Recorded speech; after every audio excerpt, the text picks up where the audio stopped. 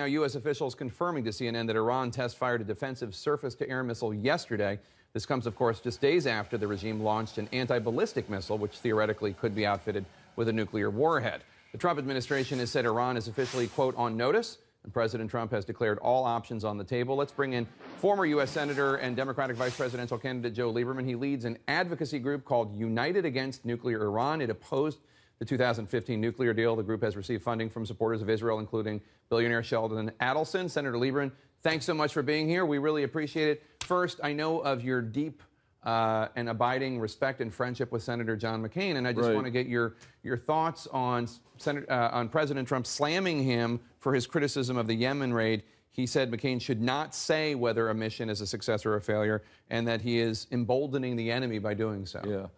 So I must, by full disclosure, as you suggested, say that in any fight between McCain and anybody else, I'm going to be with McCain. Right. So, but beyond that, and in fact, you endorsed him over then Senator Obama. I did. He's really a dear friend, and I think a great public servant. Second thing I want to say is, take me back to the old days when a president who disagreed with a senator would pick up the phone and say, "John, come on down here. Let's have a drink. Let's have a cup of coffee." And maybe they'd yell at each other about it, but it wouldn't be a tweet to 40 million people, because at some time before long, President Trump's going to have to call Senator McCain for support on something in the Armed Services Committee or tax reform or whatever it is. On the merits, look, war is hell, and there's always disappointments and failed operations in war. In this case, the administration says it gained some intelligence, it gained some other movement forward. So, okay, it wasn't a total failure, but you can't call it a success either, because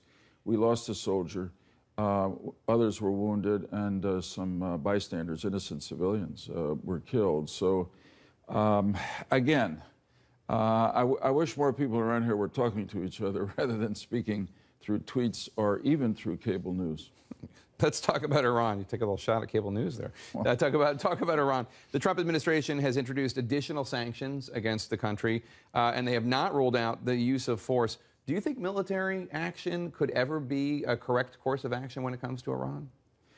It could be, but boy, that really would be the last alternative. But you know, as we all know, 3 weeks into the Trump administration, a lot has changed in Washington. One of the things that's changed that I think people haven't noted enough is an American policy toward Iran. The Trump administration is a sea change from where the Obama administration was. Obama administration negotiated this agreement. We, my organization, United Against Nuclear Iran, feel it was a very bad agreement in many ways. President Trump said the same. He said that he would tear up the agreement when he became president. Now it sounds like he won't do that, and that's okay with me. I think the important thing is what he's done. General Flynn, National Security Advisor, warned the Iranians not to take risks here, assuming that there'd be no response from President Trump, as there was in some cases to provocative action by Iran by President Obama. And then they tested the missiles, and the Trump administration slammed economic sanctions on them. I think what we've got to do now, and I'm really encouraged that the Trump administration will do it, is aggressively monitor this existing agreement, push quickly if there are violations of it, which there will be by the Iranians, sanction them under the continuing sanctions for all the rest of their behavior, which hasn't changed since the nuclear agreement. I think people in the Obama administration felt if we negotiate this agreement on nuclear weapons, which incidentally didn't stop their nuclear weapons program, just put it on hold, just delayed it, then they'll become better actors. They'll become more civilized. You don't see any evidence of that? No, they still are the #1 state sponsor of terrorism. They still brutally suppress the human rights of their citizens, and they're spreading their influence all over the region, bringing death. So we ought to keep the pressure on them.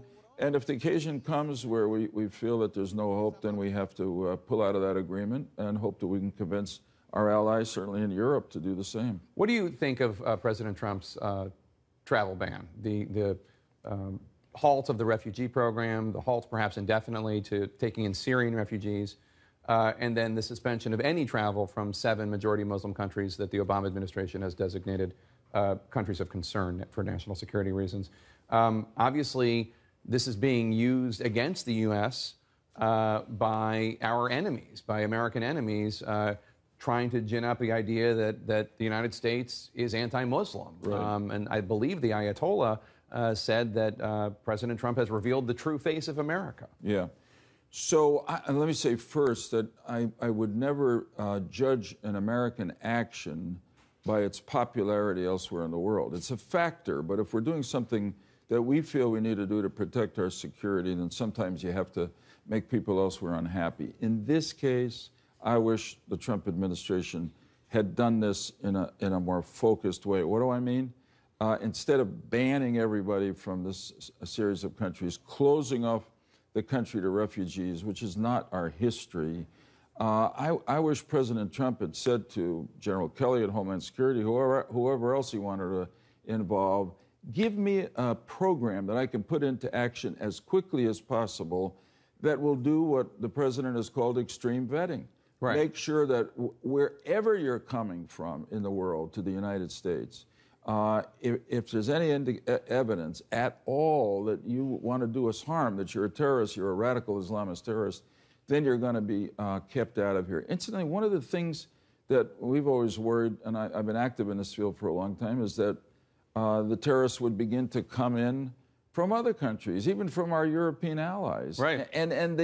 And they wouldn't all be Muslims, or if you'll forgive me, they wouldn't all be from Arab countries. They might be Europeans who might have become Muslims, maybe even not. Maybe we're just sympathizers with the radical cause. So I think this was, I think it cost America more than it saved us in security. Senator Joe Lieberman, it's always good to see you. Don't be a stranger. Thanks, Jay. Thanks for Good to stopping see by. you. Really appreciate it. All the best.